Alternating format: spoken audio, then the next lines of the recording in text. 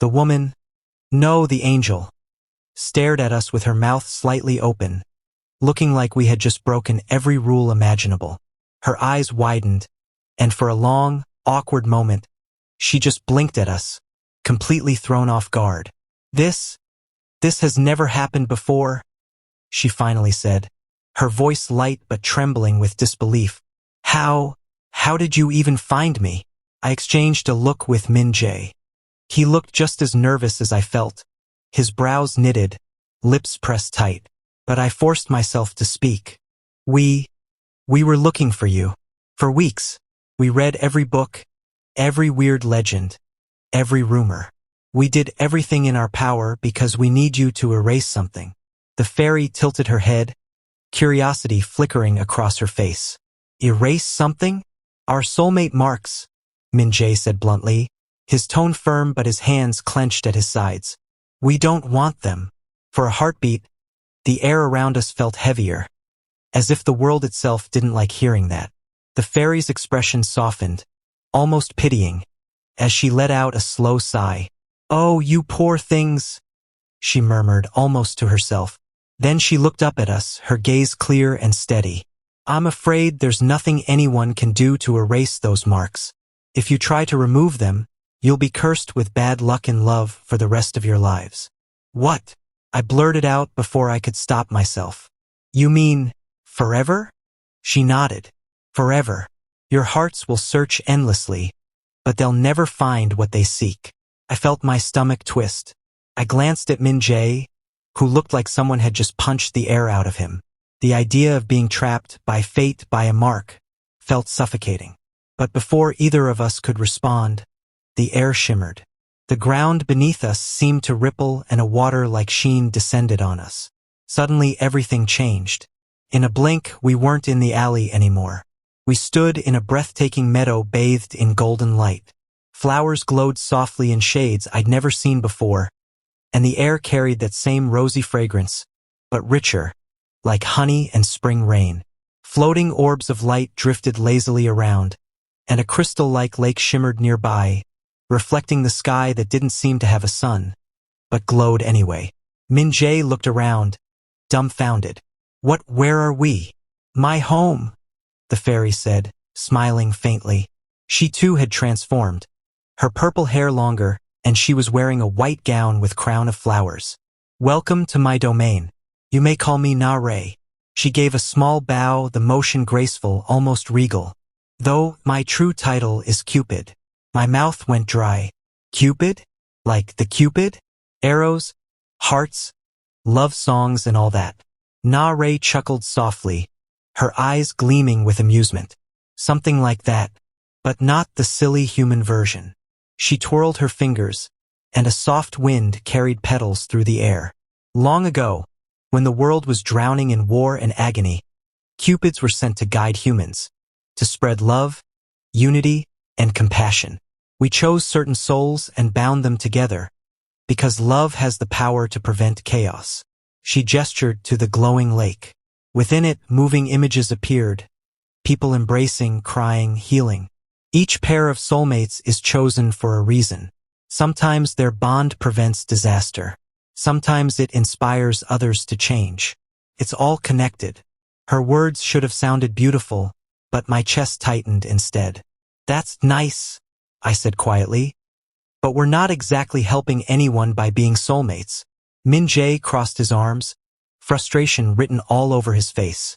Yeah, our mothers hate each other. If anything, this will just make things worse. Nara's smile didn't fade. In fact, it deepened almost knowingly.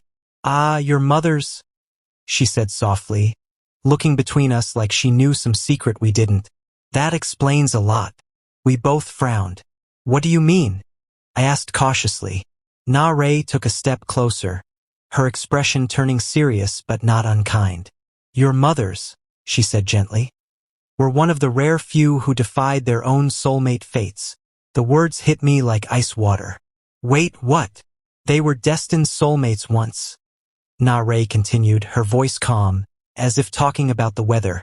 But they rejected it. They resisted. And because of that, their hearts have never truly healed.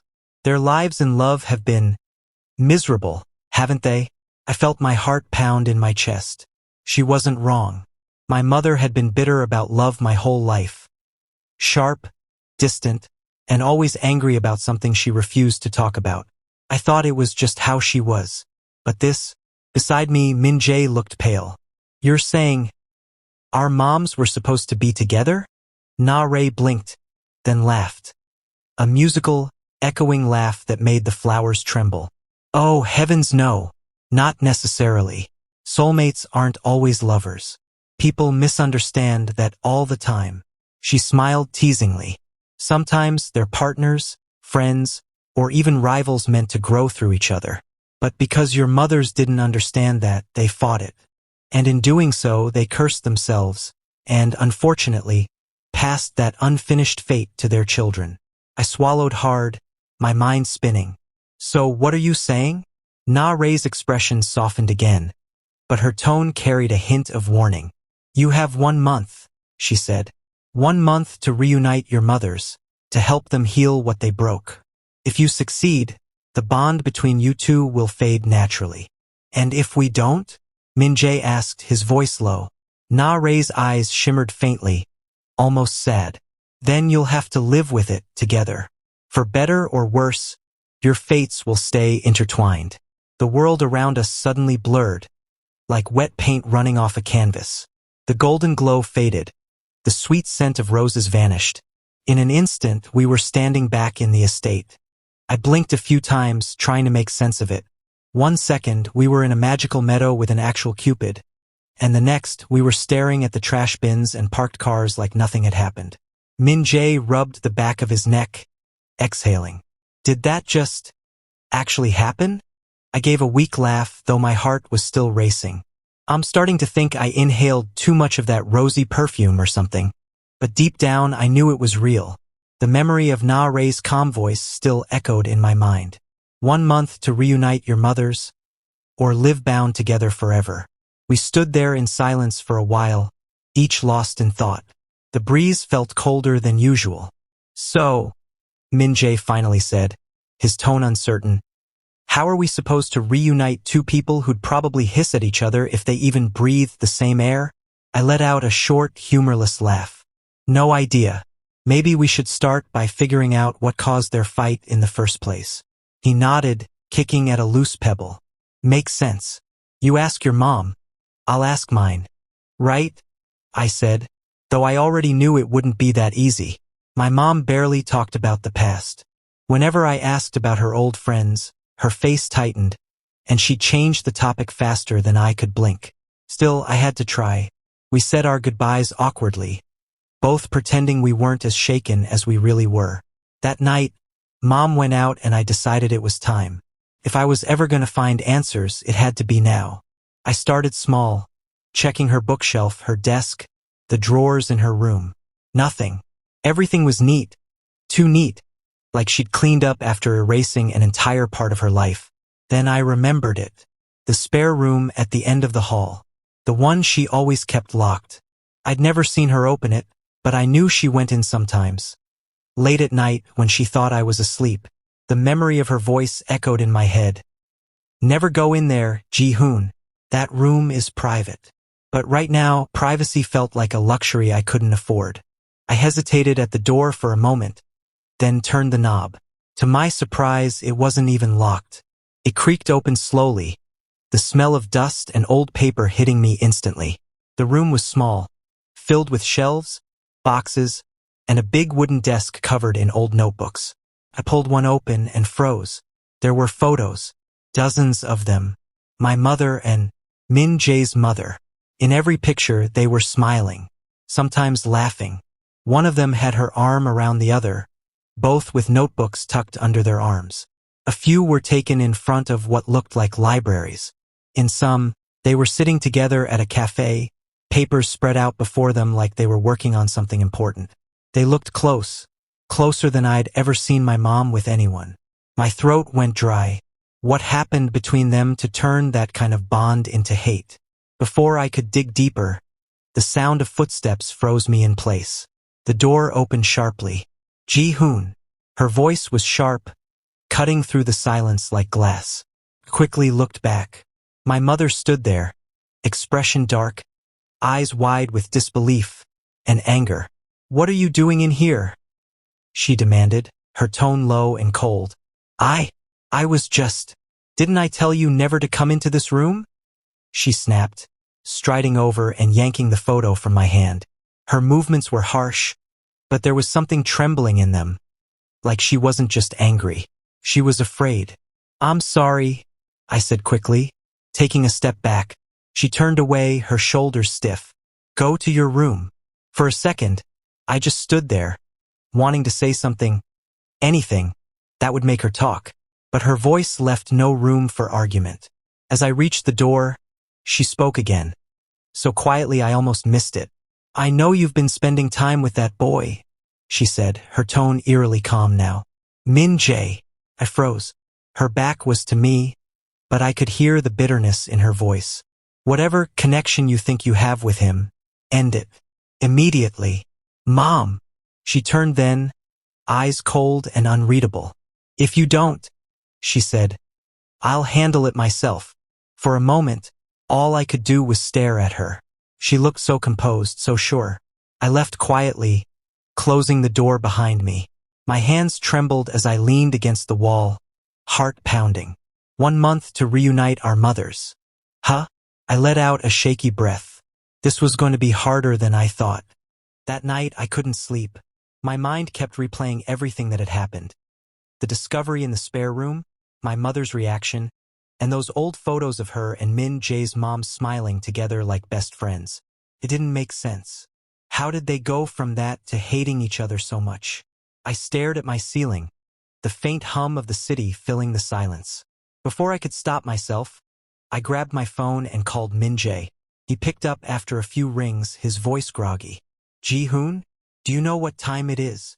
"Yeah, I know," I said quietly. "But I found something that got his attention." I told him everything, about sneaking into the spare room, the old pictures, how my mom reacted, even the part where she warned me to stay away from him. There was a long pause before he sighed. "So, they really knew each other." "Seems like it," I murmured. "And it wasn't just casual either. They worked together in a research institute, maybe even studied together. I don't know what went wrong. Have you been able to talk to your mom?" I heard him sigh deeply. "No, not really. She told me she had a business trip she needed to take care of in Shanghai." I could hear the sadness in his voice. Unlike my mom and I, he and his mother had a very distant relationship. She was a very successful hospitality business consultant, but always traveling from one place to another to restore several failed hotels and restaurants. I always felt pity for him because I knew he was always alone at home, but there was nothing I could do. I heard him sigh. "About our mothers, we'll figure it out," he said, his voice firm now. "Let's talk tomorrow at school." "Okay," I replied, but neither of us hung up. There was a strange comfort in hearing him breathe on the other end. Like silence wasn't so heavy when he was there. I could almost picture him lying on his bed too, hair messy, eyes half closed. We didn't say much, just stayed on the line, neither wanting to end it.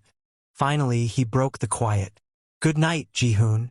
"Night," I whispered.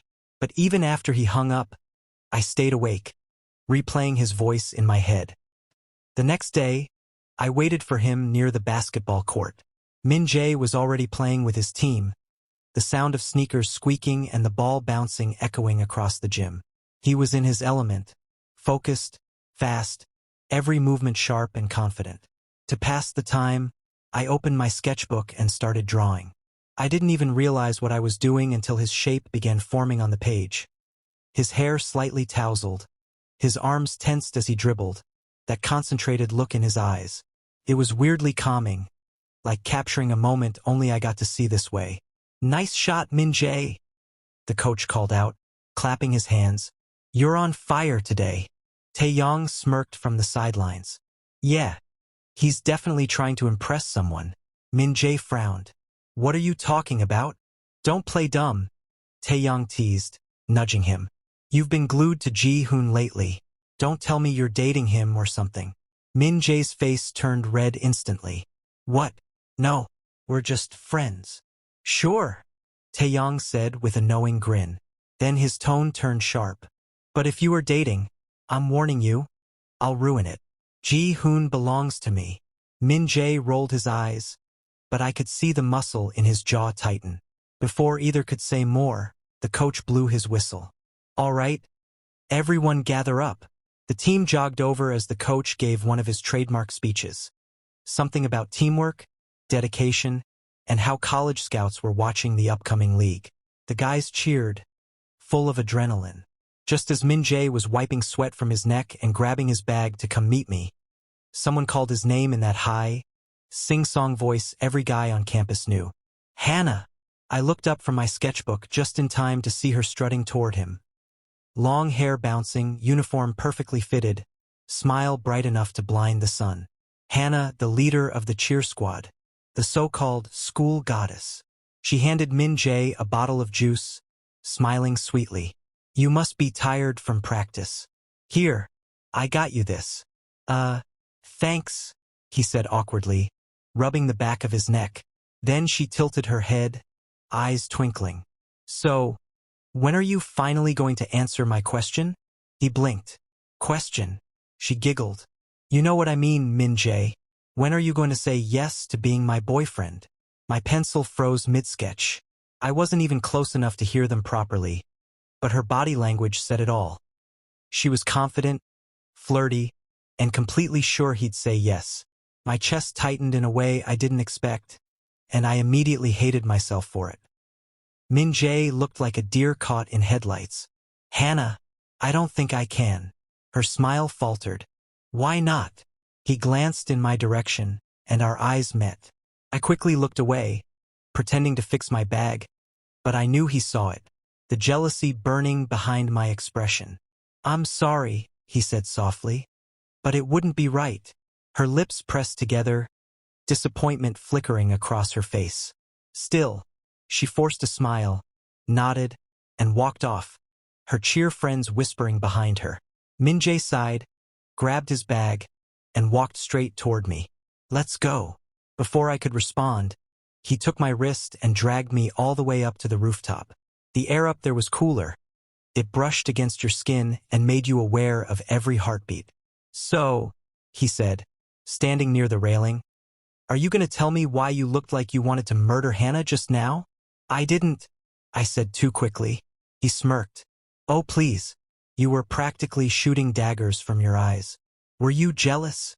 I wasn't jealous. I practically have to like you to feel jealous, but I don't. So, I muttered, crossing my arms. Right? Totally not jealous, he teased. I rolled my eyes. Can we not do this right now? He laughed softly and leaned closer, eyes warm and teasing. Fine, fine. So what's the plan, genius? How do we get our moms to stop hating each other? I was grateful for the change of topic. We should try and make them work together. How will that happen? He frowned. Both our moms lead different lives. I don't think they'll ever need to work together. I don't know we'll need to get them to do something together. I sighed.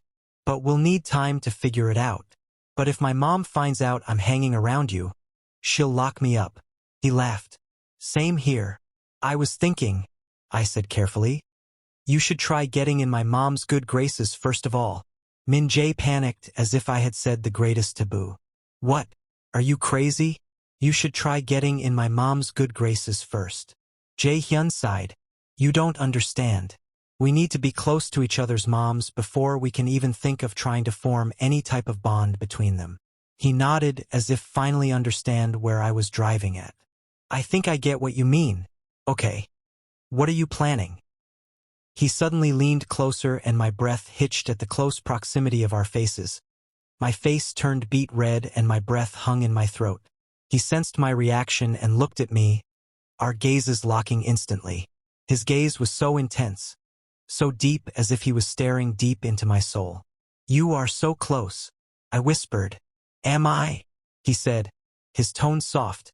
Then as if he realized something, he shifted back, pulling his eyes away and coughing nervously. I was finally able to breathe, but my heart couldn't stop pounding. Can we continue hatching the plan now? I said, and he nodded. both of us now putting distance between ourselves as we formulated our plan, but still, my heart wouldn't stop pounding fiercely. That evening, I showed up at Nammin's place.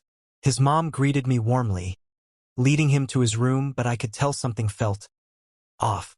Nammin looked pale, thinner than usual as he sat on his bed watching Tae Yang on TV. Still, he smiled when he saw me. "You're such a big Tae Yang fan. Why don't you tell him?" I asked as I sat beside him on the bed. "It wouldn't mean anything," Nammin simply said, cutting the topic short. I then proceeded to tell him everything that happened between I and Minjae. "So," he said, "you're telling me your soulmate Mark led you to some angel who wants you to reunite your moms?" "Yeah," I said, half laughing. "Sounds crazy, right?" "Completely," he said. "But knowing you, I believe it." We both chuckled, but as the night went on, I couldn't shake how tired he looked. His hands trembled slightly when he stood up and reached for his cup on the table. "Are you okay?" I asked. "Yeah, just a bit tired," he said quickly. "I'll be fine." Then, out of nowhere, he collapsed. "Nammin!" I shouted, catching him just before he hit the floor. His mother ran in instantly, panic in her eyes. She fumbled for a small bottle on the counter. She made him swallow the pills, and after a few tense moments, his breathing steadied. "What's going on?" I asked, my voice shaking. She hesitated, looking between us before finally whispering, "Nammin is very sick. He has Max syndrome, a rare condition. The doctors said he only has a few years left." My heart sank. "A few years? You've got to be kidding me. Why didn't you tell me, Nammin?" Nammin opened his eyes slowly. "I didn't tell you because I didn't want you to worry," he murmured weakly. "You already have so much going on." "Don't say that," I said, my throat tight. "You're my friend. You don't get to hide something like this."